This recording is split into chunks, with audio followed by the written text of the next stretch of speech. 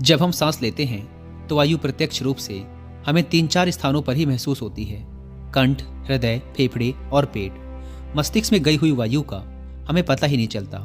कान और आंख में गई हुई वायु का भी कम ही पता चलता है। श्वसन तंत्र से भीतर गई वायु अनेकों प्रकार से विभाजित हो जाती है, जो अलग अलग क्षेत्र में जाकर अपना अपना कार्य करके पुनः भिन्न रूप में बाहर निकल आती है। यह सब इतनी जल्दी होता है कि हमें इसका पता ही नहीं चल पाता। हम सिर्फ इतना ही जानते हैं कि ऑक्सीजन भीतर गई और कार्बन डाइऑक्साइड बाहर निकल आई, लेकिन भीतर वह क्या क्या सही या गलत करके आ जाती है, इसका कम ही ज्ञान हो पाता है। यदि हम जोर से गहरी सांस लेते हैं तो तेज प्रवाह से शरीर के अंदर के बैक्टीरिया नष्ट होने लगते हैं। कोशिकाओं की रोगों से लड़ने की क्षमता बढ़ जाती है। बोन मैरो में नए रक्त का निर्माण होने लगता है। आंतों में जमा मल विसर्जित होने लगता है। मस्तिष्क की जागरूकता लौट आती है, जिससे स्मरण शक्ति दुरुस्त हो जाती है। न्यूरॉन की सक्रियता से सोचने समझने की क्षमता पुनः जिंदा हो जाती है। फेफड़ों में भरी भरी हवा से आत्मविश्वास वापस लौट आता है। सोचें, जब जंगल में हवा का एक तेज झोंका आता है तो जंगल का रोम रोम जागृत होकर सजग हो जाता है। सिर्फ एक झोंका। कपाल भारती या भस्त्रिका प्राणायाम तेज हवा के अनेकों झोंके जैसे हैं। बहुत कम लोगों में क्षमता होती है आंधी लाने की। लगातार अभ्यास से ही आंधी का जन्म होता है। 10 मिनट की आंधी आपके शरीर और मन के साथ आपके संपूर्ण जीवन को बदल कर रख देगी।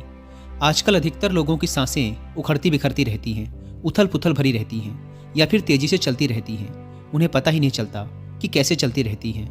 क्रोध का भाव उठा तो सांसें बदल जाती हैं। काम वासना का भाव उठा तब भी सांसें बदल जाती हैं। हमारे प्रत्येक भाव और विचार से तो सांसें बदलती ही हैं, लेकिन हमारे खान पान, रहन सहन से भी यह बदलती रहती हैं। असल में हमारी सांसों का हमारे मन की स्थिति और हमारी शारीरिक अवस्था से सीधा संबंध होता है। पूरा योग विज्ञान ही सांसों को सही तरीके से लेने में टिका हुआ है। तो अगर हम सिर्फ सांसों को सही तरीके से लेना सीख जाते हैं तो हमारा जीवन जादू की तरह बदल जाएगा।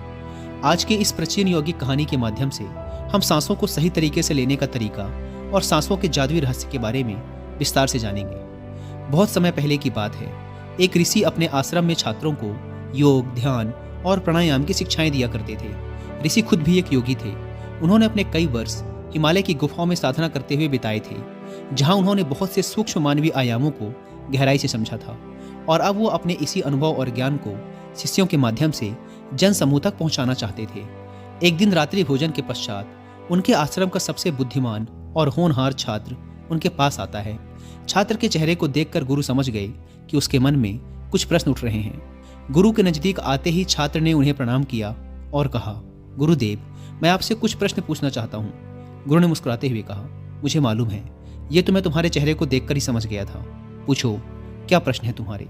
छात्र ने कहा, आप अक्सर कहते हैं कि योग, ध्यान और प्राणायाम का मूल आधार हमारी सांसें ही हैं, और अपनी सांसों पर नियंत्रण पाते ही हम अपने मन और विचारों पर नियंत्रण पा लेते हैं। तो आज मैं आपसे सांसों के रहस्य और उसके यौगिक विज्ञान के बारे में विस्तार से जानने आया हूँ। यह सुन गुरु ने एक हल्की मुस्कान दी और फिर कहना शुरू किया, जैसा हमारा मन होता है, हमारे सांसों की गति भी वैसी ही होती है, या फिर जैसी हमारी सांसें होंगी वैसी ही हमारी मनोदशा हो जाएगी। यानी हमारी सांसों से सब कुछ जुड़ा हुआ है। जो हमारे भीतर घटता है वह भी, और जो हमारे बाहर घटता है वह भी।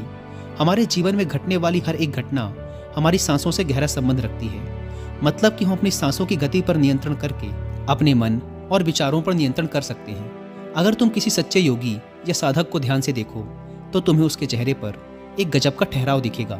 एक सच्चा योगी बुरी से बुरी परिस्थिति में भी खुद को स्थिर और शांत रख सकता है। एक योगी अपनी भावनाओं को नहीं दबाता, बल्कि वह अपनी सांसों पर नियंत्रण हासिल करता है, और सांसों को नियंत्रित करते ही वह अपने मन पर नियंत्रण पा लेता है। और जिस व्यक्ति का मन उसके नियंत्रण में है, उसके पास उसकी सभी समस्याओं का समाधान है। गुरु ने छात्र की तरफ इशारा करते हुए कहा, तुमने कुछ योगियों के बारे में सुना होगा कि वो 150, 200 या 300 सालों तक भी जी जाते हैं। तो आखिर वो इतने लंबे समय तक खुद को जीवित कैसे रख पाते हैं? असल में उनका नियंत्रण अपनी सांसों पर होता है, जिसे प्राण ऊर्जा भी कहते हैं। प्राण ऊर्जा हमारे चारों तरफ है। इसे कितनी मात्रा में लेना है और छोड़ना है, यह एक योगी अच्छी तरह से जानता है, और वह इस काम पर बहुत हद तक महारत हासिल कर लेता है। इसीलिए वह इस प्राण ऊर्जा का उपयोग अपनी ज़रूरत के हिसाब से कर सकता है और खुद को दीर्घायु बना सकता है। अगर तुम अपने शरीर को स्वस्थ रखना चाहते हो, सामान्य से अधिक क्षमता चाहते हो, तेज बुद्धि चाहते हो, तो तुम्हें अपनी सांसों को समझना होगा, उन्हें नियंत्रित करना होगा, और उन्हें नियंत्रित करते ही तुम्हारे जीवन में सब कुछ व्यवस्थित हो जाएगा। असल में डर, चिंता और परेशानी जैसी कोई चीज़ नहीं होती। यह तो सिर्फ हमारे मन और भावनाओं की उपज है, और हमारे मन व भावनाओं को केवल एक ही चीज़ नियंत्रित कर सकती है, और वो है हमारी सांसें। हमारे अंदर का क्रोध, चिंता, जलन, खुशी, अहंकार, बदला लेने की भावना, यह सब कुछ हमारी सांसों के हिसाब से चलता है। अगर हमारी सांसों पर हमारा नियंत्रण है तो यह सभी विकार भी हमारे नियंत्रण में हो जाते हैं। अगर तुमने कभी किसी बच्चे को सोते हुए देखा हो तो तुमने अनुभव किया होगा कि जब वह बच्चा सांस अंदर लेता है तो उसका पेट फूलता है, और जब सांस छोड़ता है तो पेट पिचक जाता है। यानी कि एक बच्चा अपने पेट, अपनी नाभि से सांस लेता है, जो कि सांस लेने का सबसे प्राकृतिक और सही तरीका है। अपनी इस गहरी और लंबी सांस की वजह से बच्चे का मन उत्साहित और हल्का रहता है। उसका शरीर ज़्यादा प्राकृतिक तरीके से काम करता है। तुमने देखा होगा, बच्चा अपने मन में किसी भी बात को ज़्यादा लंबे समय तक नहीं रखता, और ना ही वो किसी से ज़्यादा लंबे समय तक गुस्सा रह सकता। अगर उसे किसी गलती पर डांट या मार भी दिया जाए तो वह कुछ समय बाद उसे भी भूल कर अपने खेल में मग्न हो जाता है। बच्चा इतना सरल इसलिए हो पाता है क्योंकि उसकी सांसें प्राकृतिक रूप से चलती हैं, यानी नाभि से। बच्चे के शरीर को विकास चाहिए, विकास के लिए ज़्यादा ऊर्जा, और ज़्यादा ऊर्जा के लिए ज़्यादा लंबी सांसें। इसीलिए प्रकृति ने उसे ज़्यादा लंबी सांसें दी हैं। हालांकि यह लंबी सांसें हर मनुष्य को दी गई हैं, लेकिन इंसान ने अपने जीवन में कुछ अप्राकृतिक परिवर्तन कर अपनी सांसों को छोटा कर लिया है। वह पेट के बजाय अपने सीने से सांसों को लेता है। हम जितनी छोटी सांसें लेंगे उतनी चिंता और बकवास से भरे रहेंगे। हमारी सांसें जितनी लंबी और गहरी होंगी, हम उतने ही खुश और शांत रहेंगे। गुरु ने आगे कहा, एक व्यक्ति 1 मिनट में 14 से 15 सांसें लेता है। सांस का सीधा संबंध हमारी मन की स्थिति और हमारे शारीरिक कंपनों से है। अगर 1 मिनट में ली जाने वाली सांसों की संख्या 11 से नीचे आ जाए तो हम अपने आसपास होने वाले कई कंपनों को समझना शुरू कर देंगे, यानी जानवरों की आवाज़ें हमारे लिए स्पष्ट हो जाएंगी। तुमने सुना होगा कि शेर और बाघ जैसे खुखार जानवर भी कुछ योगियों के सामने आते ही पालतू बिल्ली की तरह व्यवहार करने लगते हैं। ऐसा इसलिए हो पाता है क्योंकि उन योगियों ने अपनी सांसों की संख्या को कम करके जानवरों की आवाज़ों, उनकी भावनाओं और कंपनों के साथ एक संवाद स्थापित कर लिया है। अगर 1 मिनट में ली जाने वाली सांसों की संख्या 9 से कम हो जाए तो पेड़ और वनस्पति जो फैला रहे हैं वह समझना हमारे लिए आसान हो जाएगा। अगर हमारी सांसें 6 से कम हो जाती हैं तो बेजान चीज़ें कैसे काम करती हैं यह समझना हमारे लिए आसान हो जाता है। बेजान चीज़ों के कंपन और उनसे जुड़ी ध्वनियाँ हमारे लिए स्पष्ट हो जाती हैं।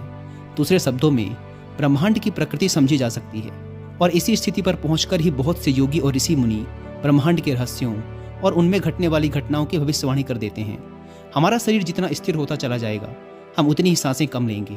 अगर हम अपने पूरे शरीर को स्थिरता के एक निश्चित स्तर तक ले आएं और बहुत तेजी से सांस ना ले रहे हों तो हमारा बोध बढ़ता चला जाता है। दोस्तों, योग विज्ञान के अनुसार एक साधक अपनी सांसों पर नियंत्रण करके ऐसी बहुत सी चीज़ें कर सकता है जो साधारण इंसानी जीवन से परे है। यौगिक परंपरा में तो ये भी कहा जाता है कि अपनी सांसों को घंटों तक रोककर व्यक्ति एकदम ही नए मानवीय आयामों का अनुभव कर सकता है। ऐसी बहुत सी बीमारियां जो जानलेवा हो सकती हैं या जिनका कोई इलाज नहीं है, उन्हें केवल अपने मन और दिमाग पर नियंत्रण रखकर ठीक किया जा सकता है। अपनी सांसों पर नियंत्रण करके व्यक्ति एक ऐसी मानसिक स्थिति तक पहुंच सकता है जहां जीवन में आने वाले उतार चढ़ाव उसे परेशान नहीं कर सकते। कुछ लोगों को ये सब बातें बस एक कहानी लग सकती हैं, क्योंकि आमतौर पर लोग ऐसा नहीं करते और कोई भी चीज़ जिस पर उन्हें यकीन नहीं होता उसे अंधविश्वास कहकर नकार देते हैं। लेकिन पुरानी यौगिक परंपराओं का पालन करने वाले लोग ऐसी बातों का दावा करते हैं। उन्हीं लोगों में से एक हैं स्वामी रामा। स्वामी रामा हिमालय की गुफाओं में रहा करते थे। उन्होंने बचपन से ही योग के सीक्रेट्स को प्रैक्टिस किया था। 1970 में स्वामी रामा एक अमेरिकन रिसर्च लेबोरेटरी में गए। अपनी सांसों पर नियंत्रण करके उन्होंने अपने दिमाग और मन पर इतनी निपुणता हासिल कर ली थी कि वो जब चाहें और जितने समय के लिए चाहें अपनी सांस, ब्रेन वेव्स, हृदय की धड़कन और शरीर में बहने वाले खून को भी रोक देते थे। लेबोरेटरी में मौजूद डॉक्टर्स ने स्वामी रामा के शरीर पर रिसर्च की और उन्हें मृत घोषित कर दिया। लेकिन इस अवस्था में भी स्वामी रामा सब कुछ महसूस कर सकते थे और सुन सकते थे। यह देखकर वहां मौजूद रिसर्चर्स की टीम दंग रह गई। साथ ही स्वामी रामा अपने शरीर में अपनी मर्जी से ट्यूमर की ग्रोथ को घटा और बढ़ा भी सकते थे। थोड़ी देर पहले तक रिसर्चर्स की जिस टीम को हिमालयन योगियों के सारे दावे अंधविश्वास और पाखंड से भरे लगते थे, वो अचानक से उन्हें इनर साइंस प्रतीत होने लगे थे, एक भीतरी विज्ञान जो साधारण मनुष्य की कल्पना से भी परे है। सांसों को ध्यानपूर्वक लेना यह एक प्राचीन यौगिक टेक्निक है। एक योगी जिसने अपनी सांसों पर नियंत्रण हासिल कर लिया है, वो जब चाहे अपनी सांसों को रोक सकता है। स्वामी रामा के अनुसार अगर आप अपनी सांसों को समझ गए तो आपके शरीर में होने वाली वो बीमारियां जिनका इलाज आज मेडिकल साइंस के पास भी नहीं है, सांसों के माध्यम से उन्हें भी ठीक किया जा सकता है। श्वास के गूढ़ रहस्यों को समझाने के लिए बाद में स्वामी रामा ने अपने कुछ साथियों के साथ मिलकर एक किताब भी लिखी है जिसका नाम है साइंस ऑफ ब्रेथ। अगर आप चाहें तो इस किताब की हिंदी में बुक समरी भी सुन सकते हैं कुकू एफएम ऐप पर। इस बुक समरी में आपको यौगिक और साइंटिफिक दोनों तरीकों से श्वास के विज्ञान को समझाने का प्रयास किया गया है। कुकू एफएम की बात करें तो यह इंडिया का लीडिंग ऑडियो शो प्लेटफॉर्म है और मैं पर्सनली इस ऐप को इसलिए भी यूज़ करता हूँ क्योंकि यहाँ मुझे 7 इंडियन लैंग्वेजेस में 10,000 से भी ज़्यादा किताबों को सुनने का ऑप्शन मिल जाता है, वो भी एक बुक से भी कम की कीमत पर। इस ऐप का एक फीचर जो मुझे रेगुलर मोटिवेट करता है ज़्यादा से ज़्यादा ऑडियो शोज को सुनने के लिए, वो है माई डैशबोर्ड का ऑप्शन, जिसके थ्रू हम अपनी डेली परफॉर्मेंस को ट्रैक कर सकते हैं। जैसे कि हमारी मंथली रैंक क्या है, हमने अपना लिस्निंग टारगेट पूरा किया या नहीं। अगर हम अपना डेली टारगेट पूरा नहीं करते तो ये हमें रिमाइंडर भी भेजता है।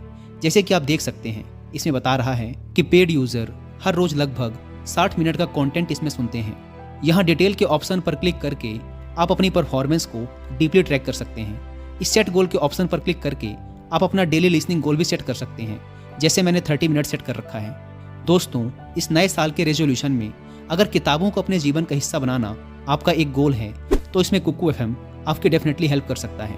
और आप सभी लोगों के लिए एक ऑफर भी है। अगर आप WI50 कूपन कोड का यूज़ करके कुकू एफएम का प्रीमियम सब्सक्रिप्शन लेते हैं तो आपको इसके फर्स्ट मंथ का सब्सक्रिप्शन पड़ेगा 99 रुपीज़ की बजाय सिर्फ 49 रुपीज़ का। ऐप को डाउनलोड करने की link description and first comment पर मिल जाएगी। गुरु ने आगे कहा, जब सांसें विचलित होती हैं तो मन भी अस्थिर हो जाता है, लेकिन जब सांसें शांत होती हैं तो मन भी स्थिर हो जाता है और योगी दीर्घायु हो जाता है। इसीलिए हमें अपने श्वास पर नियंत्रण करना सीखना चाहिए। गुरु ने शिष्य की आंखों में देखते हुए कहा, तुम्हें क्या लगता है कि क्या तुम जितनी लंबी सांसें अंदर लेते हो उतनी ही लंबी सांसें बाहर भी निकालते हो? नहीं। सामान्य स्थिति में हम जो सांसें अंदर लेते हैं उसकी लंबाई 10 अंगुल होती है और बाहर निकलते समय इसी श्वास की लंबाई 12 अंगुल हो जाती है। यहाँ 1 अंगुल का मतलब 1 अंगुली मोटाई से है। हमारी रोज़मर्रा की ज़िंदगी में कुछ काम ऐसे होते हैं जिन्हें करते समय जितनी लंबी सांस अंदर जाती है उससे कई गुना ज़्यादा लंबी सांस बाहर निकल जाती है। भोजन करते समय बाहर निकलने वाली सांस की लंबाई 16 से 17 अंगुल होती है। तेज चलते समय इनकी लंबाई 22 से 24 अंगुल हो जाती है। दौड़ते समय निकलने वाली सांसों की लंबाई 45 से 50 अंगुल तक पहुंच जाती है। संभोग करते समय 55 से 60 अंगुल। सोते समय नींद में बाहर निकलने वाली सांसों की लंबाई 60 से 70 अंगुल तक पहुंच जाती है। इसीलिए हमारे शास्त्रों में काम और क्रोध पर नियंत्रण रखने की बात कही गई है, क्योंकि यह हमारी प्राण शक्ति को क्षीण करते हैं। श्वास को इंसान की प्राण शक्ति भी कहा जाता है। जब एक 200 वर्षीय व्यक्ति से उसकी लंबी उम्र का राज पूछा गया तो उसने 2 ही चीजें बताई। पहला, नाभि तक भरकर पूरी सांस लें, और दूसरा, रीढ़ की हड्डी को हमेशा सीधा रखें। साधारण सी लगने वाली ये दोनों बातें योग और प्राणायाम की दृष्टि से बहुत महत्वपूर्ण हैं। असल में शरीर के अंदर जाने वाली सांस की लंबाई कम और बाहर निकलने वाली सांस की लंबाई ज़्यादा होती है। यदि किसी तरीके से बाहर निकलने वाली प्राणवायु की लंबाई को कम कर दिया जाए तो लंबी उम्र को प्राप्त किया जा सकता है। स्वर शास्त्र के अनुसार यदि बाहर निकलने वाली प्राणवायु की लंबाई 1 अंगुल कम हो जाए तो व्यक्ति निष्काम हो जाता है, यानी उसके अंदर से काम वासना खत्म होने लगती है। 2 अंगुल कम होने से आनंद की प्राप्ति होती है। 3 अंगुल कम होने से लेखन शक्ति बढ़ती है। 4 अंगुल कम होने से वाक सिद्धि प्राप्त हो जाती है। 5 अंगुल कम होने से व्यक्ति को दूरदृष्टि प्राप्त हो जाती है। 6 से 7 अंगुल कम होने से साधक के अंदर अति तीव्र गति से चलने की शक्ति आ जाती है। वह कुछ ही पलों में एक स्थान से दूसरे स्थान पर पहुंच सकता है। 8 अंगुल कम होने से साधक को 8 सिद्धियां प्राप्त हो जाती हैं। पवन पुत्र हनुमान को 8 सिद्धि नवनीत के दाता इसीलिए कहा जाता था क्योंकि उन्होंने 8 सिद्धियों को प्राप्त कर रखा है। यह 8 सिद्धियां हर इंसान में होती हैं, बस जरूरत है तो इन्हें जागृत करने की। बाहर निकलने वाली सांस की लंबाई 12 अंगुल कम होने पर योगी को इच्छा मृत्यु प्राप्त हो जाती है। फिर वह जब तक चाहे खुद को जीवित रख सकता है, लेकिन ये सोई हुई शक्तियाँ केवल तभी जागृत होंगी जब मन में इन्हें जागृत करने की तीव्र अभिलाषा होगी, और मन का स्थूल रूप श्वास है। इसीलिए सबसे पहले श्वासों पर नियंत्रण करना पड़ता है। भगवान शिव पार्वती को बताते हैं, रात में ईड़ा नाड़ी और दिन में पिंगला नाड़ी को रोकने में जो सफल हो जाता है वही असल में सच्चा योगी है। दोस्तों, नाड़ी विज्ञान के बारे में हम किसी और वीडियो में विस्तार से बात करेंगे। गुरु ने आगे कहा, अगर तुम अपनी सांसों को नियंत्रित कर लेते हो तो तुम बहुत सी चीज़ों को समझ सकते हो, फिर चाहे वह प्राकृतिक हो या अप्राकृतिक। हमारी सांसों से हमारा पूरा तंत्र नियंत्रित होता है, शारीरिक और मानसिक दोनों। हम अपनी सांसें धीमी करके भाग नहीं सकते। भागते समय हमारी सांसें तेज हो जाती हैं, क्योंकि हमारी सांस हमारे शरीर को एक अज्ञात ऊर्जा देती है। जब हम अपने शरीर से सामान्य से अधिक काम लेते हैं तो हमें ज़्यादा ऊर्जा की जरूरत पड़ती है और उस ऊर्जा की पूर्ति के लिए हमारी सांसें तेज हो जाती हैं। दूसरा, हम अपनी सांसों को धीमा करके क्रोध नहीं कर सकते। जब हमें क्रोध आता है तो हमारी सांसें छोटी और सामान्य से अधिक तेज चलने लगती हैं, क्योंकि हमारे भीतर जो क्रोध उठ रहा है वह भी हमारी ऊर्जा को खर्च करता है। एक कामुक व्यक्ति जो अभी अपनी काम वासना का वशीभूत हो चुका है, जैसे जैसे उसकी काम वासना तेज होती चली जाएगी वैसे वैसे उसकी सांसें भी तेज होती जाएंगी। यानी कि कोई भी व्यक्ति अपनी सांसों को धीमा करके काम वासना में नहीं उतर सकता। जिन योगियों ने काम सूत्र लिखा या काम वासना को समझा, उन्होंने जान लिया था कि काम वासना को नियंत्रित कैसे किया जा सकता है या कैसे ब्रह्मचार्य में उतरा जा सकता है। तो असल में हमारी सांसों की गहराई और उसकी गति से हमारे पूरे शारीरिक और मानसिक तंत्र पर प्रभाव पड़ता है, जिसमें से कुछ हम बाहरी रूप से देख सकते हैं, जैसे मनुष्य का खुश होना, गुस्सा करना या भागते समय उसकी सांस फूलना। सांसों पर नियंत्रण करने के बाद हमारे भीतरी विचारों पर भी प्रभाव पड़ता है। सांसों को बदलकर हमारी भावनाओं और विचारों को भी तुरंत बदला जा सकता है। इतना कहकर गुरु कुछ देर के लिए मौन हो गए। फिर उन्होंने कहना शुरू किया, मनुष्य के भीतर की सभी प्रतिभाएं उसके शक्ति बिंदु यानी उसके 7 चक्रों में छुपी होती हैं। अगर तुम्हें कोई व्यक्ति सामान्य से अधिक बुद्धिमान लगता है तो यह उसके चक्रों का प्रभाव है, यानी उसका कोई विशेष चक्र सामान्य व्यक्ति की तुलना में थोड़ा ज़्यादा सक्रिय है। इसी प्रकार से छठी इंद्रिय का सक्रिय होना यानी भविष्य में होने वाली घटनाओं को पहले ही अनुभव कर लेना, ये संभावना मनुष्य के आज्ञा चक्र यानी उसकी तीसरी आंख से संबंध रखती है। लेकिन कभी भी ये 7 चक्र किसी भी व्यक्ति में पूरी तरह से जागृत नहीं हो पाते। किसी में ज़्यादा तो किसी में कम, बस मात्रा का फर्क होता है। असल में व्यक्ति की सबसे बड़ी गलती ये है कि वो सीधे अपने मन पर नियंत्रण करने का प्रयास करता है, जो कि संभव नहीं है। उसे सबसे पहले अपनी सांसों पर नियंत्रण करने का प्रयास करना चाहिए। मन खुद ब खुद नियंत्रित हो जाएगा। हम इंसान अपने 5 इंद्रिय अंग नाक, कान, आँख, जिह्वा और त्वचा के माध्यम से इस जीवन को महसूस कर पाते हैं। लेकिन ऐसे बहुत से सूक्ष्म रहस्य और आयाम हैं जिन्हें ये हमारी 5 इंद्रियां नहीं पकड़ सकती। उदाहरण के लिए, एक कुत्ता जिस सूक्ष्म कंपन और सुगंध को पकड़ और महसूस कर सकता है, वो एक साधारण इंसान नहीं कर सकता। एक बिल्ली किसी भी अनहोनी को पहले ही महसूस कर लेती है और रोने लगती है। एक गिद्ध जो कि बहुत ऊंचाई से भी जमीन पर चलने वाले छोटे छोटे जीव को देख लेता है। साथ ही बंदर और ऐसे बहुत से पक्षी हैं जो किसी भी प्राकृतिक आपदा जैसे भूकंप, ग्रहण, समुद्री तूफान आदि के आने से पहले ही उसके कंपनों को महसूस कर लेते हैं और घटना के घटने से पहले ही सुरक्षित जगह देखकर खुद को छुपा लेते हैं। इन घटनाओं के कंपनों को मनुष्य नहीं पकड़ पाता। तो इस बात से हमें पता चलता है कि हमारे आसपास ऐसे बहुत से कंपन और तरंगे हैं जिन्हें हमारी ये 5 इंद्रियां नहीं पकड़ सकती, लेकिन कुछ जीव जंतु उन्हें पकड़ और समझ सकते हैं। तो अगर उन पशु पक्षियों की यह संभावना हमें मिल जाए तो हम एक अद्भुत मनुष्य बन सकते हैं। और क्योंकि हर जीव जंतु के सांसों की संख्या और उसके लेने का तरीका अलग अलग होता है, इसीलिए उन सब में संभावनाएं भी अलग अलग होती हैं। अगर हम भी अपने अंदर कुछ ऐसी अलौकिक विशेषताएं चाहते हैं तो अभ्यास के माध्यम से हमें अपनी सांसों की संख्या को कम करना होगा और उस स्तर पर ले जाना होगा जहां पर हम इन कंपनों को महसूस कर सकें। एक कुत्ता जो कि 1 मिनट में 27 से 28 सांसें लेता है, वो 10 से 12 साल तक जीता है। एक इंसान 1 मिनट में 14 से 15 सांसें लेता है और वह 80 से 100 साल तक जी सकता है। लेकिन एक कछुआ जो कि 1 मिनट में सिर्फ 5 से 6 बार ही सांसें लेता है, वो 500 से 600 सालों तक भी जी सकता है। इससे साफ स्पष्ट है कि जिस जीव के सांसों की संख्या जितनी कम होती है वो उतनी ही लंबी आयु तक जी सकता है।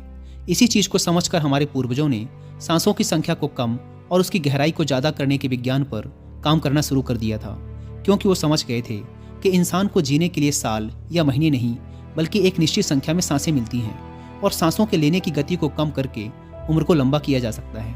लेकिन सांसों के धीमा और लंबा होने की यह गति प्राकृतिक रूप से होना चाहिए। इसमें व्यक्ति को श्वास के साथ किसी प्रकार की जोर जबरदस्ती नहीं करनी है, बल्कि अभ्यास के माध्यम से नाभि से भरकर सांस लेने को अपने जीवन का एक हिस्सा बना लेना है। इसके बाद गुरु थोड़ी देर के लिए रुके, एक लंबी सांस ली और फिर कहना शुरू किया। यौगिक प्रक्रिया में एक शब्द होता है, नाद या अनहद नाद। यह एक ब्रह्मांडी ध्वनि है।